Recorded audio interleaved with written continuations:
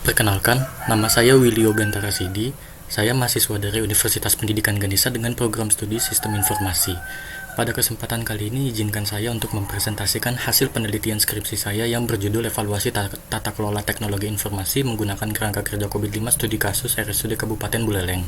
Latar belakang, perkembangan teknologi telah berkembang dengan cepat. Teknologi informasi kini telah digunakan di perusahaan maupun instansi. Salah satu perkembangan teknologi informasi dengan cepat adalah pada RSUD Kabupaten Buleleng. RSUD Kabupaten Buleleng merupakan rumah sakit yang dinaungi oleh pemerintahan Kabupaten Buleleng, Provinsi Bali. Adapun permasalahan yang terdapat pada RSUD Kabupaten Buleleng, yang pertama keselarasan dalam penginputan data pasien oleh pegawai, yang kedua jumlah SDM IT dan operator terbatas, yang ketiga gangguan jaringan, yang keempat ada beberapa data yang belum bisa diakses melalui SIM RS misalnya RL5, dan yang terakhir ada sistem sering error dan penambahan fitur yang lama. Solusi yang ditawarkan oleh peneliti adalah dengan melakukan evaluasi tata kelola teknologi informasi menggunakan kerangka kerja COVID-5 studi kasus RSUD Kabupaten Buleleng. Rumusan masalah. Rumusan masalah ini ada dua, yaitu bagaimana kondisi tata kelola teknologi informasi saat ini pada RSUD Kabupaten Buleleng dan bagaimana rekomendasi perbaikan yang dapat diberikan dari hasil evaluasi tata kelola teknologi informasi menggunakan kerangka kerja COVID-5 pada RSUD Kabupaten Buleleng. Kerangka penelitian. Berikut merupakan kerangka penelitian yang telah dilakukan oleh peneliti. Yang pertama ada tahapan initiation, yang kedua ada planning assessment, yang ketiga ada briefing, yang keempat ada data collection, dan kelima ada data validation, yang keenam ada proses attribute level, dan yang ketujuh ada reporting the result.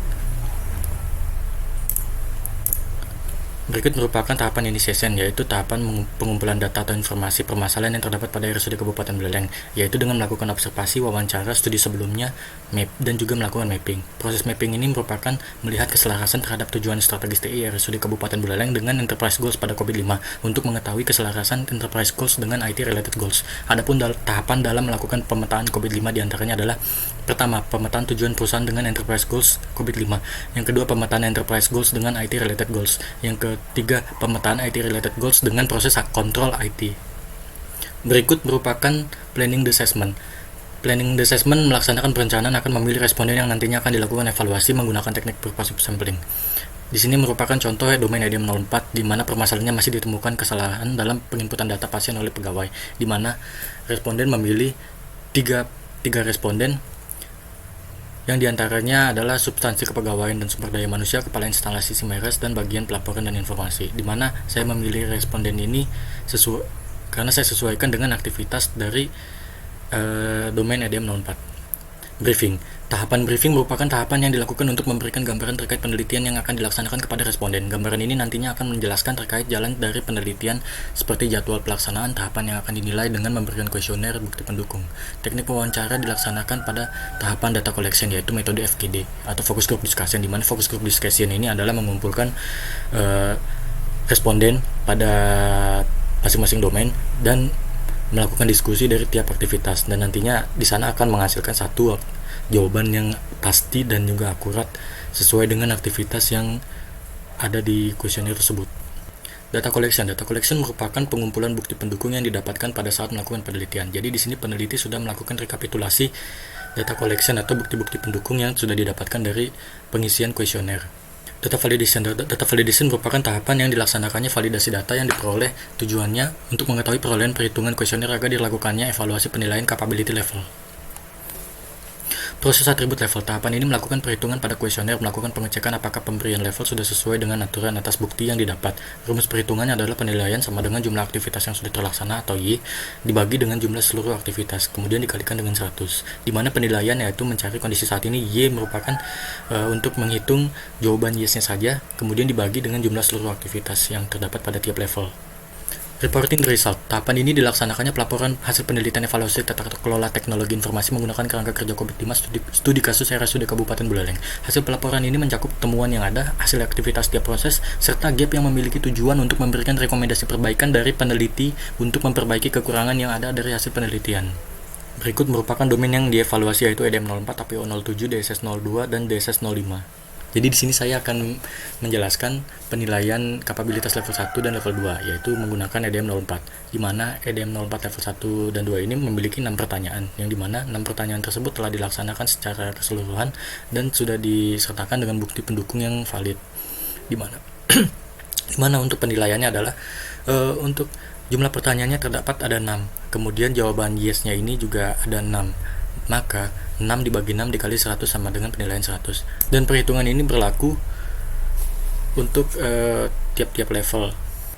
Berikut merupakan hasil penilaian tingkat kapabilitas pada domain EDM04 optimalisasi sumber daya terjamin pada level 4 atau predictable process, di mana level 1, 2, 3, dan 4 ini sudah tercapai secara keseluruhan atau sudah dilakukan secara keseluruhan dan dibuktikan dengan adanya bukti pendukung. Maka, peneliti dapat menyimpulkan capability level pada EDM04 yaitu berada pada level 4 dengan kategori predictable process. Berikut merupakan hasil penilaian tingkat kapabilitas domain APO07 sumber daya manusia yang dikelola berada pada level 2 atau manage process, di mana level 1 dan 2 ini berada pada nilai 89% dengan kategori nilai adalah fully achieved, di mana setelah dilakukan rekapitulasi capability levelnya berada pada level 2 yaitu dengan kategori manage process. Berikut merupakan hasil penilaian kapabilitas domain DSS02 permintaan dan insiden layanan terkelola berada pada level 2 atau manage process, di mana penilaian pada level 1 dan 2 itu berada pada nilai 87% dengan kategori nilai fully achieved dengan capability level yang sudah direkapitulasi adalah level 2. Berikut merupakan rangkuman hasil penelitian, di mana EDM04 berada pada nilai 100% dengan capability level 4, RPO07 berada pada nilai 89% dengan capability level 2, DSS02 berada pada nilai 87% dengan capability level 2, DSS05 berada pada nilai 77% dengan capability level 2. Berikut merupakan rumus perhitungan capability level ini. Jadi, pada saat melakukan penilaian, adapun tingkat-tingkatan kapabilitas yang menjelaskan aturan untuk memberikan suatu level, di mana untuk naik pada level sebelumnya itu harus bernilai 100%. Sebagai contoh, pada level 1, nah level 1 ingin menuju ke level 2, level 1-nya itu harus berada pada nilai 100% terlebih dahulu dengan kategori fully achieved, maka dia bisa lanjut ke penilaian level 2. Begitupun juga untuk naik ke level 3, level 2-nya harus berada pada level 100% terlebih dahulu, maka dia bisa lanjut ke penilaian ke level 3. Nah, begitu pun juga sebaliknya untuk ke level 4 dan juga 5. Berikut merupakan rekomendasi perbaikan pada APO07 dapat dilihat pada slide berikut.